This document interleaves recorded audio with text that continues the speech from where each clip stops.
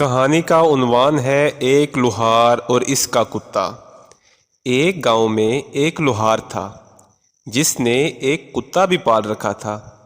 لوہار کا کام دن بھر جاری رہتا اور ہر وقت تھوڑا بچتا تھا، جس کی آواز دور دور تک جاتی تھی۔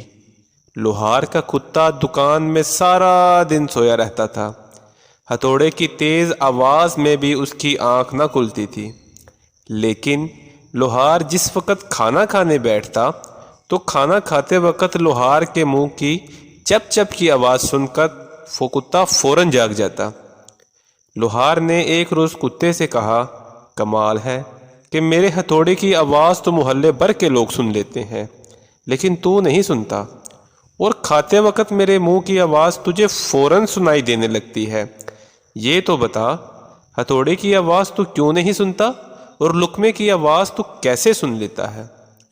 کتے نے جواب دیا، یہ کوئی اچنبھے کی بات نہیں، کوئی حیرانی کی بات نہیں، مطلب کی آواز تو ہر کوئی سن لیتا ہے۔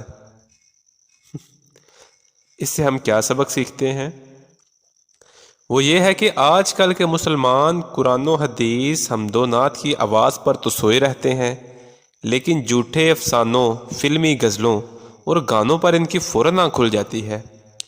نماز فجر کی اذان سن کر تو آنکھ نہیں کھلتی، مگر بیڈ ٹی کے چائے کے کپ کی آواز سن کر فوراً آنکھ کھل جاتی ہے۔ رمضان شریف کے مہینے میں دن کو روزہ رکھنے کا حکم تو نہیں سنتے، لیکن سحری کے وقت پراٹھے پکنے کی آواز سن کر کھانے کے لیے فوراً جاگ پڑتے ہیں۔ بھائی کمال ہے۔ وہ کہتے ہیں کہ اس میں کیا شک ہے کہ ہے سیدھی سی بات، ہر کوئی سن لیتا ہے مطلب کی بات۔